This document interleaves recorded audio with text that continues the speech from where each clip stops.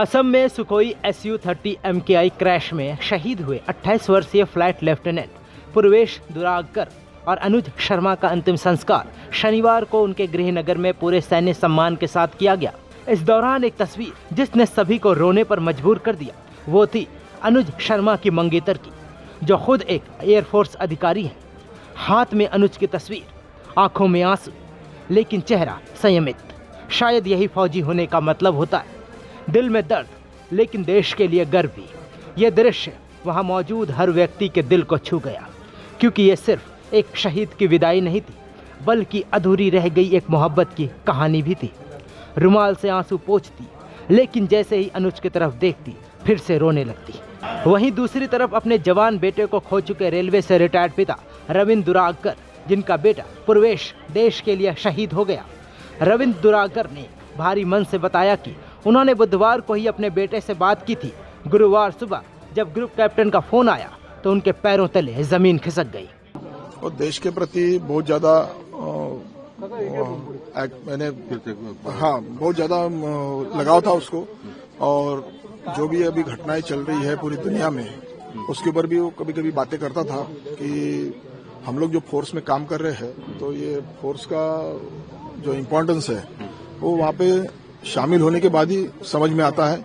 आम पब्लिक को उसके बारे में बहुत ज्यादा जानकारी नहीं है। हम लोग तो गॉसिप भी कर सकते हैं, कुछ भी कर सकते हैं, लेकिन जो उसमें शामिल होता है फोर्स में और जो उसमें सर्विस दे रहा है तो तब समझ में आता है कि इंडियन जो मिलिट्री है, सभी एयरफोर्स, नेवी, तीनों डिफेंस फोर्सेस और पैरा फोर्सेस, ये कितने अपने बहुत ज्यादा एफर्ट देते हैं और उसमें बहुत ज्यादा लगाव था उसको देश में। उनकी पोस्टिंग थी असम।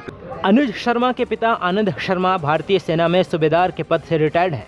पिता से प्रेरित होकर अनुज शर्मा ने भी भारतीय वायुसेना ज्वाइन किया। छोटा भाई मनुज इंजीनियरिंग की डिग्री हासिल कर इंग्लैंड में नौकरी कर रहा है। भाई अनुज के शहीद होने की सूचना के बाद वो भारत लौट आया। अनुज शर्मा का रिश्ता तय हो गया था। परिवार के लोग सगाई और शादी की तैयारियों में जुटे हुए थे। अनुज शर्मा का जन्म 9 अगस्त 1993 को रोहतक जिले ककराना गांव में हुआ था।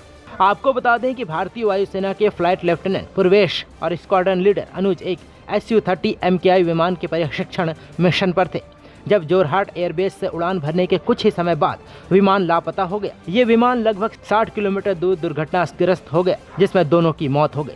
फ्लाइट लेफ्टिनेंट पूर्वेश दुरागकर ऑपरेशन सिंदूर का हिस्सा थे, जिसे पिछले साल जम्मू और कश्मीर के पहलगाम में हुए घातक आतंकी हमले का बदला लेने के लिए शुरू किया गया था। 10 दिन पहले फ्लाइट लेफ्टिनेंट पारिवारिक मिलन समारोह के लिए महाराष्ट्र के नागपुर स्थित अपने घर गए थे। उन्होंने अपने स्कूली शिक्षा नागपुर से ही ली थी और अभी उनकी शादी नहीं हुई थी।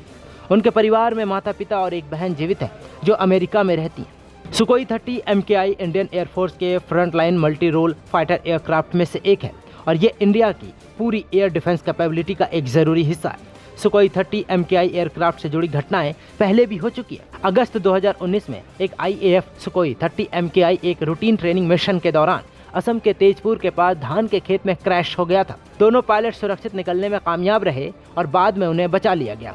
इससे पहले मई 2015 में एक और Sukhoi 30 MKI aircraft take off के तुरंत बाद तेजपुर एयरबेस से लगभग 36 किलोमीटर दक्षिण में क्रैश हो गया था, जिसमें क्रैश होने के पहले दोनों पायलट सुरक्षित निकाले गए थे।